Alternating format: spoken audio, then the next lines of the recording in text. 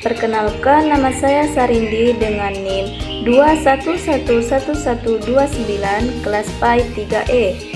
Di video ini saya ingin memenuhi tugas UAS dari mata kuliah fikih dengan dosen pengampu Bapak Muhammad Insan Jauhari. Di mana tugas UASnya itu saya akan menjelaskan pertanyaan dari Bapak Insan yang akan saya jelaskan di dalam video ini. Untuk pertanyaan yang pertama yaitu saya akan menjelaskan cara penghitungan pembayaran zakat mal berupa emas. Contoh kasusnya yaitu Rina memiliki emas sebanyak 1 kg. Emas tersebut sudah dimiliki selama 1 tahun. Apakah Rina wajib membayar zakat? Jika iya, berapa rupiah zakat yang harus dikeluarkan oleh Rina? Jika harga emas saat ini adalah Rp100.000 per gram. Langkah pertama yang harus teman-teman lakukan ialah lihat dulu apakah sudah mencapai nisabnya atau haulnya. Lihat nisabnya. Rina memiliki emas 1 kg. Tadi nisab emas itu adalah 93,6 gram. Berarti Rina sudah mencukupi nisab. Kemudian lihat waktunya atau haulnya.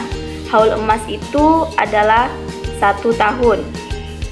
Di situ kan Rina sudah memiliki emasnya selama 1 tahun. Berarti Rina wajib membayar zakat karena sudah memenuhi nisab dan haulnya. Kemudian cara menghitung zakatnya ya. Teman-teman rubah dulu dari 1 kg rubah menjadi gram. Berarti 100 gram kan jadinya. Kemudian kadar zakat untuk emas itu kan 2,5%. Nah, dikalikan dengan emas yang dimiliki oleh Rina. Tadi kan Rina memilikinya 1000 gram. Berarti 2,5% dikali dengan 1000 gram. Kemudian dikalikan lagi dengan harga emas yang berlaku dikali Rp100.000. Jadi hasilnya Rina harus membayar zakat mal sebanyak Rp2.500.000. Selanjutnya pada bagian kedua mengenai zakat mal berupa pertanian. Seorang petani sedang memanen padi di sawah. Sawah tersebut diairi dengan air yang berasal dari PDAM. Setelah dihitung, padi tersebut berjumlah 1 ton. Apakah petani tersebut wajib membayar zakat mal? Jika iya, berapa kilogram besar zakat yang harus dikeluarkan petani tersebut? Langkah menyelesaikannya sama seperti tadi. Lihat nisab dan haulnya terlebih dahulu. Ini berarti tentang pertanian. Kalau pertanian, haulnya itu ketika panen. Nah, berarti sudah mencukupi haul kan? Karena sudah memanen padinya. Kemudian lihat nisabnya. Nisabnya itu adalah 750 kg. Sedangkan si petani sudah memiliki 1 ton.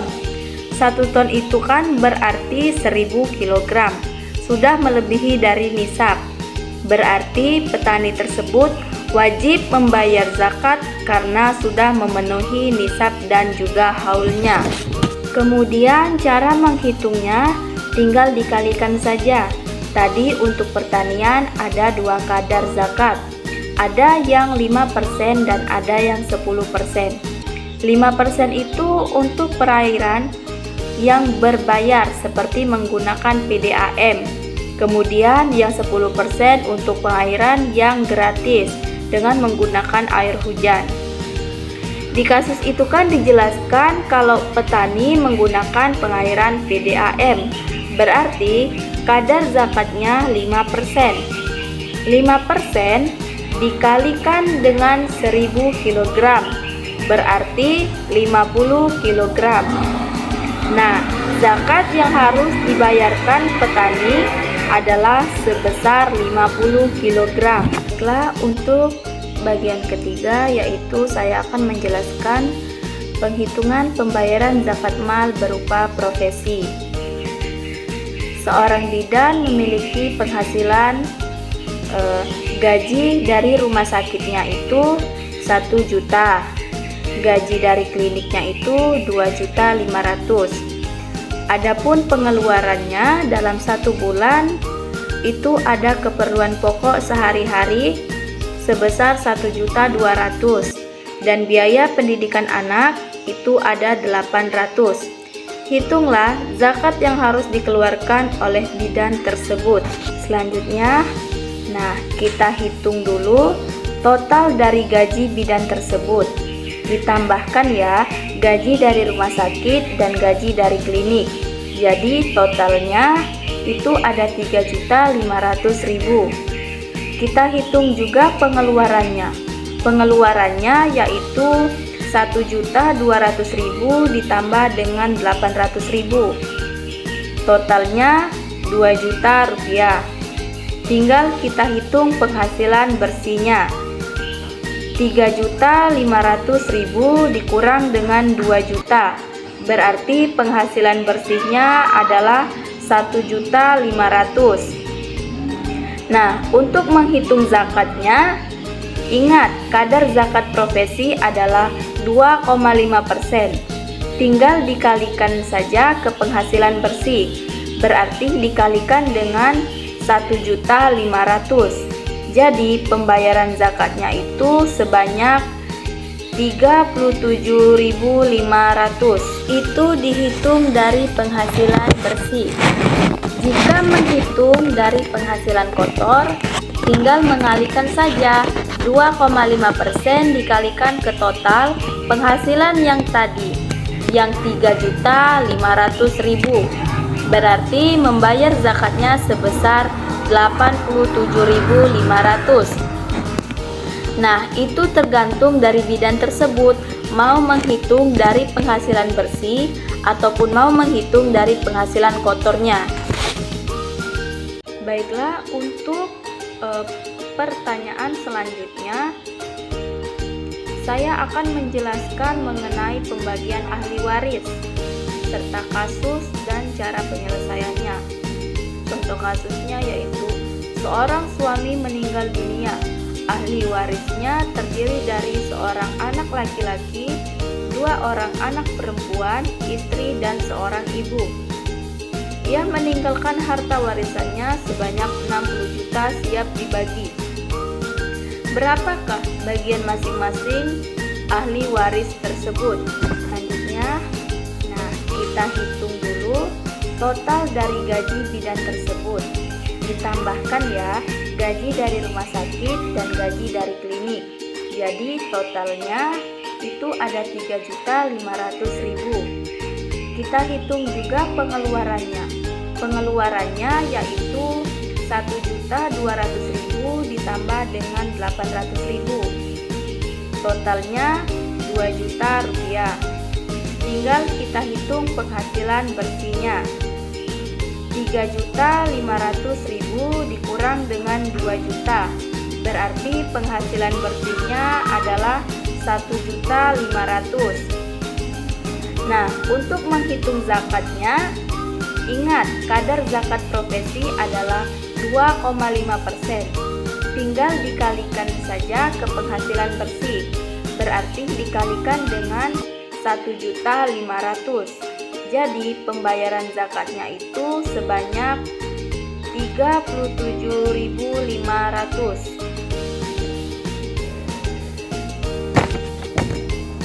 Nah, teman-teman, cara mengerjakannya seperti ini. Anak laki-laki sama anak perempuan itu menjadi asobah. Nah, yang perlu kita cari terlebih dahulu itu ialah istri dan ibunya. Berapakah bagian istri? Istri mendapat 1/8. Kenapa? Karena ada anak. Maka kita carilah 1/8 dikali 60 juta. Berarti berapa yang didapatkan istri? Yaitu sebesar 7.500.000. Ibu, berapakah bagian ibu? Ibu mendapat 1/6 dari harta peninggalan. Nah, 1/6 dari 60 juta itu adalah 10 juta. Berarti kita carilah sisanya, asobahnya. Berapa berarti? 60 juta dikurang 17 juta 500.000. Hasilnya yaitu 42 juta 500.000. Nah, asobahnya kan belum kita temukan berapa masing-masing. Jadi kita harus tahu dulu bahwa bagian anak laki-laki itu ada 2, bagian daripada anak perempuan. Anak laki-laki dapat 2, anak perempuan dapat 1. Maka tersisalah berapa? 60 juta dikurang 17 juta 500. Tersisalah hartanya 42 juta 500. Maka ini dibagi 4. Kenapa dibagi 4? Karena anak laki-laki dihitung 2, sedangkan anak perempuan tetap 2 orang. Maka dapatlah masing-masing itu 10.625.000. Berarti kalau anak laki-laki mendapat 2 bagian, jadinya 10.625.000 dikali dengan 2. Hasilnya 21.250.000. Sedangkan anak perempuan masing-masing tetap mendapatkan 10.625.000 rupiah. Yaitu materi yang terakhir tentang praktek perawatan jenazah. Di sini kita menggunakan jenazah laki-laki.